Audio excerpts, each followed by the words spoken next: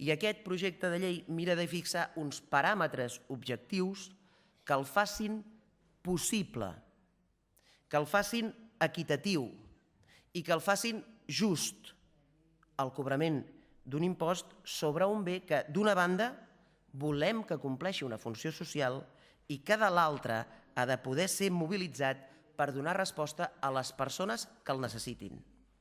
I és aquesta doble vessant la que ens ha d'interessar i no només la de cobrar i prou. Per això el projecte de llei fixa els municipis que tenen demanda acreditada com el punt de partida on s'ha de posar en joc la voluntat de fer tributar aquells qui, tenint habitatges que podrien estar ocupats, no els lloguen. Ara bé, si l'objectiu que tinguéssim fos fer pagar justos per pecadors, aquesta no seria una bona llei. I no ho seria perquè aleshores tothom qui individualment i fruit del seu esforç personal o familiar tingués algun habitatge buit a l'espera de que, per exemple, un fill el pogués ocupar, hauria de pagar l'impost. I nosaltres no volem que paguin les persones.